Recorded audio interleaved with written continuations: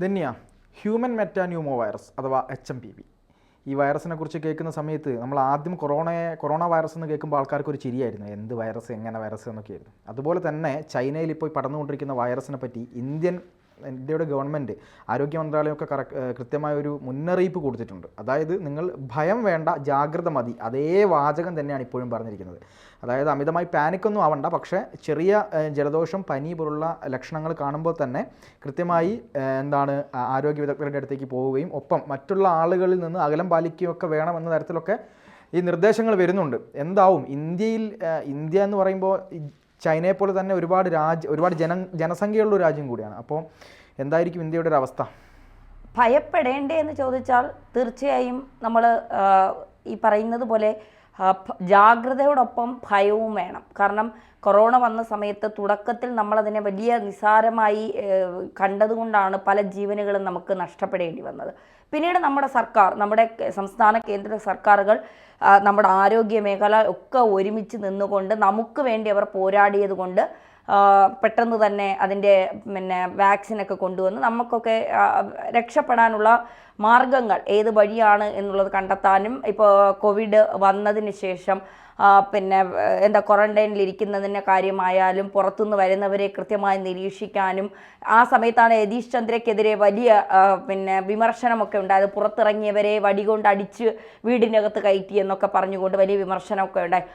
അന്ന് അദ്ദേഹം അത് ചെയ്തത് ഒരാളിൽ നിന്ന് മറ്റൊരാളിലേക്ക് പടർന്ന് ഇന്ത്യയെ അല്ലെങ്കിൽ കേരളത്തെ വലിയൊരു ആരോഗ്യ അടിയന്തരാവസ്ഥ പോലെയുള്ള ഒരു നാശത്തിലേക്ക് കൊണ്ടുപോകരുത് എന്നുള്ളൊരു ലക്ഷ്യം കൂടി. അത് സർക്കാരിൻ്റെ ഭാഗത്തു നിന്ന് അത്തരം നിർദ്ദേശങ്ങൾ ഉള്ളത് കൊണ്ടാണ്. ആളുകൾ അടിച്ചകത്ത് കയറ്റണമെന്നുള്ള നിർദ്ദേശമില്ല. പറഞ്ഞാൽ കേൾക്കാത്തവരെ ആ രീതിയിലേ നേരിടാൻ കഴിയൂ. കാരണം ആ സമയത്തും കൊറോണയുടെ വ്യാപ്തി എത്രത്തോളം വലുതാണ്, ഈ ദുരന്തം എത്രത്തോളം നമ്മളെ ബാധിക്കുമെന്നുള്ളതൊന്നും പലർക്കും മനസ്സിലായിട്ടില്ല എന്നുള്ളതാണ്. അനുഭവിച്ചവർക്ക് അതിൻ്റെ വേദന അറിയാവൂ എന്ന് പറഞ്ഞതുപോലെ കൊറോണ 2 തവണ അനുഭവിച്ചു, അതിൻ്റെ വകഭേദമായ ഒമിക്രോൺ 2 തവണ അനുഭവിച്ച എനിക്ക് നന്നായി മനസ്സിലാക്കാൻ കഴിയും ഒരു വൈറസ് ശരീരത്തിനുള്ളിലേക്ക് കയറിയാൽ അതുണ്ടാക്കുന്ന ബുദ്ധിമുട്ടുകൾ നമ്മുടെ ശരീരത്തെ ഏത് തരത്തിൽ മാനസികമായി പോലും നമ്മളെ അത് തളർത്തിക്കളയും എന്നുള്ളതാണ് അതിൻ്റെ ഏറ്റവും വലിയ പ്രശ്നം എന്ന് പറയുന്നത്. എനിക്ക് തോന്നുന്നു ഈ കോവിഡും ഒമിക്രോണും വന്നതിന് ശേഷം ഏകദേശം 3-4 തവണ എനിക്ക് H1N1 പനി വന്നു. പിന്നീട് ഇങ്ങോട്ടൊക്കെ നിരന്തരം ജലദോഷം, നിരന്തരം ശ്വാസതടസ്സമായ അസുഖങ്ങൾ, ശാരീരികമായ അസുഖങ്ങളൊക്കെ എന്നെ അലട്ടിക്കൊണ്ടിരിക്കുകയാണ്. അതിനു മുൻപ് ഞാൻ പൂർണ്ണ ആരോഗ്യവതിയായിരുന്ന ഒരാളായിരുന്നു. ഈ വൈറസ് ശരീരത്തിൽ കയറിയതിന് ശേഷമാണ് വൈറസ് മാറി നമ്മൾ ഫുഡും കാര്യങ്ങളൊക്കെ കഴിച്ചൊക്കെ വന്നാലും ഒരു വൈറസ് ശരീരത്തിനുള്ളിൽ കയറിയതിന് ശേഷം നമ്മുടെ ശരീരത്തിനുണ്ടാകുന്ന ഒരു ബുദ്ധിമുട്ട് ഭയങ്കരമായി, അത് വന്ന രോഗമെന്ന് എല്ലാവർക്കും അത് തിരിച്ചറിയാൻ കഴിയുമെന്നുള്ളതാണ്. ഇപ്പോൾ ആരോഗ്യ മന്ത്രാലയം പറയുന്നത് നിങ്ങൾ ഭയപ്പെടേണ്ട, പക്ഷെ പനിയോ ജലദോഷമോ ഒക്കെ വന്നാൽ നിങ്ങൾ സൂക്ഷിക്കണം എന്ന് തന്നെയാണ് പറയുന്നത്. ആ സൂക്ഷിക്കണം എന്ന് പറയുന്നതിൽ ചില അപാകതകൾ ഉണ്ട് എന്ന് നമ്മൾ മനസ്സിലാക്കേണ്ടതുണ്ട്. കാരണം ചൈനയാണ്, ഇന്ത്യ എന്ന് പറയുന്ന ഒരു രാജ്യത്ത് ലോകത്തെമ്പാടും ആളുകൾ ജോലി ചെയ്യുന്നുണ്ട്. എനിക്ക് തോന്നുന്നു ഇന്ത്യക്കാരില്ലാത്ത ഒരു രാജ്യം പോലും ഉണ്ടാകുമെന്ന് എനിക്ക് തോന്നുന്നില്ല. എല്ലാ രാജ്യത്തും ഇന്ത്യക്കാരുണ്ട്, ചൈനയിലും ഉണ്ട്. അപ്പോൾ ആരെങ്കിലും ഒരാൾ, കാരണം ഈ ചൈന എത്ര നാൾ കൊണ്ട് ഈ രഹസ്യം സൂക്ഷിച്ചു വച്ചിരിക്കുന്നു എന്ന് നമുക്കറിയില്ല. എത്ര നാൾ കൊണ്ട് ഈ രോഗം ആളുകളിലേക്ക് പടർന്ന് പിടിച്ചിരിക്കുന്നു എന്നറിയില്ല. എത്ര ആളുകൾ മരിച്ചു എന്ന് നമുക്കറിയില്ല. മരണം, ഈ വൈറസിൻ്റെ ഒരു വ്യാപ്തി എങ്ങനെയെന്നറിയില്ല. ഈ വൈറസ് ശരീരത്തിൽ പ്രവേശിക്കുമ്പോൾ ഉണ്ടാകുന്ന ബുദ്ധിമുട്ടുകൾ എന്താണ്. ഇപ്പോൾ ശ്വാസകോശ സംബന്ധമായ ബുദ്ധിമുട്ടുകളെന്ന് മാത്രമേ വരുന്നുള്ളൂ. അത് ന്യൂമോണിയയിലേക്ക് പോകുന്നു, പിന്നീട് മരണം സംഭവിക്കുന്നു എന്നൊക്കെയാണ് പറയുന്നത്. അത്തരം ബുദ്ധിമുട്ടുകൾ മാത്രമാണോ ഉള്ളത്? ഇനി വേറെ ഏതെങ്കിലും അവയവങ്ങളെ ഇത് ബാധിക്കുമോ? ഇതിൻ്റെ തുടക്കം എങ്ങനെയാണ്? ഇതിൻ്റെ രോഗലക്ഷണങ്ങൾ എങ്ങനെയാണ്? ഇതൊന്നും നമുക്കറിയില്ല. എല്ലാം ചൈന ഒളിച്ചു വെച്ചേക്കുകയാണ്. അപ്പോൾ ഇതിൻ്റെ ഒക്കെ ഒരു വ്യാപ്തി, ഒരു ദുരന്ത വ്യാപ്തി എത്രയാണ് എന്ന് ഇപ്പോഴും നമ്മൾ തിരിച്ചറിഞ്ഞിട്ടില്ല എന്നുള്ളതാണ്. അപ്പോൾ ഇത് നമ്മൾ മനസ്സിലാക്കണം. കൊറോണ വന്നപ്പോൾ പോലും ചൈന എല്ലാം ഒളിച്ചു വെച്ചു. അവസാനം അത് ഇന്ത്യയിലേക്ക് എത്തിയത് ഒരു പെൺകുട്ടിയിലൂടെ ഇന്ത്യയിലേക്ക് എത്തി എന്നുള്ളതാണ്. അത് പിന്നീട് നമുക്ക് കണ്ടുപിടിക്കാൻ ഒരുപാട് താമസമെടുത്തു എന്നുള്ളതാണ്. കാരണം ഇങ്ങനെ ഒരു വൈറസിനെ കുറിച്ച് അറിഞ്ഞു വന്നപ്പോൾ തന്നെ അത് ഒരുപാട് പേരിൽ ബാധിച്ചു. 2025 നമ്മൾ മാസ്ക് ഇട്ട് കൈയും ഒക്കെ കഴുകി പിന്നെയും അകലം പാലിച്ചുകൊണ്ട് ജീവിക്കേണ്ട ഒരു അവസ്ഥ ഉണ്ടാകുമോ എന്നുള്ള ഭയത്തിലാണ്. ഭയത്തിനപ്പുറം ഇനി എത്ര ആളുകളെ നമ്മൾ കൊലയ്ക്ക് കൊടുക്കേണ്ടി വരും ഒരു വൈറസിൻ്റെ വ്യാപനം മൂലം? ഇനി എത്ര നാൾ നമ്മൾ വീട്ടിൽ അടച്ചിരിക്കേണ്ടി വരും? നമ്മുടെ ജീവിത സാഹചര്യങ്ങൾ ഇനി എങ്ങനെ മുന്നോട്ട് പോകും? പലരുടെയും ജോലി കൊറോണ സമയത്ത് പോയി, പലർക്കും ജീവിത സാഹചര്യങ്ങളിൽ ബുദ്ധിമുട്ട്, പലരും ആത്മഹത്യ ചെയ്യേണ്ട അവസ്ഥ പോലും ഉണ്ടായി. അപ്പോൾ അത്തരമൊരവസ്ഥയിലേക്ക് ഇനിയും ഇന്ത്യ മാറേണ്ടി വരുമോ? കാരണം ചൈനയിൽ ഒരു വൈറസ് വ്യാപിക്കുമ്പോൾ ഏറ്റവും കൂടുതൽ ഭയക്കുന്നത് ഇന്ത്യയാണ്. കാരണം ഇന്ത്യയിലുള്ള ആളുകൾ വരികയും പോവുകയൊക്കെ ചെയ്യുകയാണ്. ഇവർക്ക് ചിലപ്പോൾ അവർ അതിനെ വലിയ കാര്യമായി എടുക്കില്ല. പക്ഷേ ഇന്ത്യയിലേക്ക് വരുമ്പോൾ അത് ഒരുപാട് ജനങ്ങളിലേക്ക്, കാരണം അതിഥി തൊഴിലാളികളൊക്കെ ഒരുപാടുള്ളതാണ് നമ്മുടെ രാജ്യത്ത്. അപ്പോൾ എന്തെങ്കിലും കാരണവശാൽ ഇത് ആരിലെങ്കിലും ബാധിച്ചാൽ ഇത് ഏത് തരത്തിൽ നമ്മളെയൊക്കെ ബാധിക്കുമെന്നുള്ള കാര്യത്തിൽ അതുകൊണ്ട് ഈ പറഞ്ഞതുപോലെ വാർത്ത തുടക്കത്തിൽ പറഞ്ഞതുപോലെ ഭയവും വേണം, ജാഗ്രതയും വേണം. ഇത് രണ്ടും മുന്നിൽ കണ്ടുകൊണ്ട് തന്നെ നമ്മൾ മുന്നോട്ട് പോകണം എന്നുള്ളതാണ്.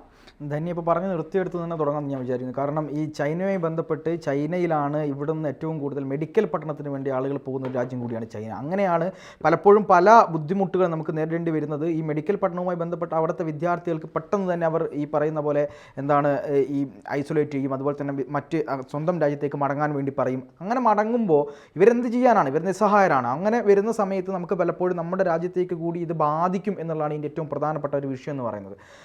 ഇത് എനിക്ക് തോന്നുന്നു വളരെ നമ്മളിപ്പം കേട്ടതിനേക്കാൾ ഭീകരമാണ് ഈ വൈറസിൻ്റെ ഒരു യാഥാർത്ഥ്യം എന്ന് പറയുന്നത്. ഇത് ന്യൂമോണിയ, പെട്ടെന്ന് തന്നെ ന്യൂമോണിയ വരുത്തുന്നു. കോവിഡിനേക്കാളൊക്കെ എത്രയോ പെട്ടെന്ന് ഒരു മനുഷ്യനിൽ ന്യൂമോണിയ വരുത്തുന്നുണ്ട്. അത് ശ്വാസകോശ സംബന്ധമായ ബുദ്ധിമുട്ടുകൾ ഉണ്ടാക്കുന്നുണ്ട് എന്നാണ് നമുക്ക് ഔദ്യോഗികമല്ലാതെ കിട്ടുന്ന വിവരങ്ങൾ. അത് ചൈന ഔദ്യോഗികമായി ഇത് പുറത്തു വിട്ടില്ല, അവരോട്ട് പുറത്തു വിടുകയുമില്ല. അല്ല, ആരോഗ്യ അടിയന്തരാവസ്ഥ പോലും ചൈന ഔദ്യോഗികമായി സ്ഥിരീകരിച്ചിട്ടില്ല.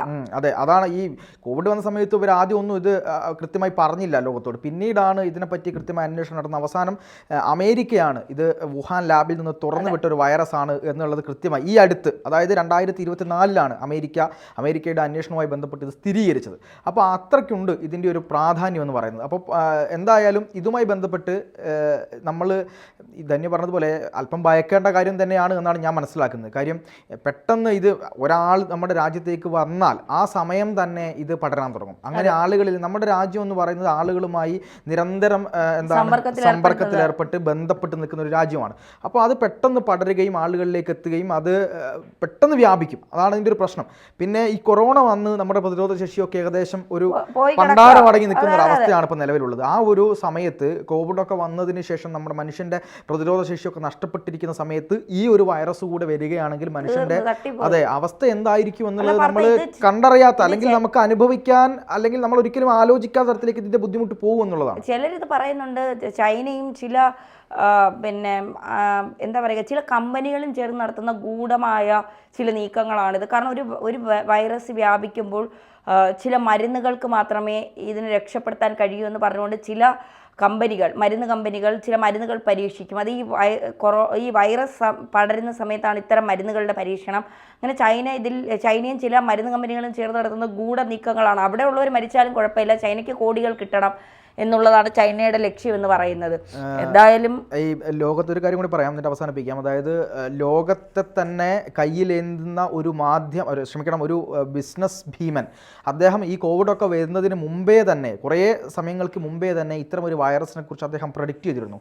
അദ്ദേഹത്തിന് എങ്ങനെയാണ്, അദ്ദേഹം ജ്യോത്സ്യം പഠിച്ചിട്ടുണ്ടോ എന്ന് എനിക്കറിയില്ല, പക്ഷേ അദ്ദേഹം ഇത് പ്രഡിക്റ്റ് ചെയ്തിരുന്നു. അദ്ദേഹവുമായി ബന്ധപ്പെട്ട കമ്പനികളാണ് പിന്നീട് വാക്സിൻ ഇറക്കി ആളുകളിലേക്ക് പെട്ടെന്ന് തന്നെ ഇത് എത്തിച്ചത്. ആ വാക്സിൻ്റെ ഭാഗമായിട്ടുള്ള പ്രശ്നങ്ങൾ ഒരു ഭാഗത്ത് വേറെ കിടക്കുന്നുണ്ട്. അപ്പോൾ ഇങ്ങനെയൊക്കെ ഉള്ള ഒരു സമയത്ത് ഇന്ത്യയിലെ ജനങ്ങൾ കുറച്ചുകൂടി കരുതലെടുക്കണം. നമ്മൾ മാസ്ക് ധരിക്കുക എന്നത് ഒരു പ്രിവെൻറ്റീവാണ്. അതിനെ അങ്ങനെ കുറവായിട്ടൊന്നും ആരും കാണേണ്ടതില്ല. പലപ്പോഴും ഇനി അങ്ങോട്ട് വരുന്ന ദിവസങ്ങളിൽ ചൈനയിൽ ഇങ്ങനെ പടരുന്നുണ്ടെങ്കിൽ അത് അധികം വൈകാതെ തന്നെ നമ്മുടെ രാജ്യത്തെത്തുമെന്നുള്ള കാര്യത്തിൽ ഒരു സംശയവുമില്ല. അതുകൊണ്ട് എല്ലാവരും ജാഗ്രത പാലിക്കുക. കൃത്യമായി ആരോഗ്യരംഗവുമായി ബന്ധപ്പെട്ട് ആളുകളുമൊക്കെയായി ബന്ധപ്പെട്ട് ഒരു ശ്രദ്ധ എപ്പോഴും ഉണ്ടാവുക.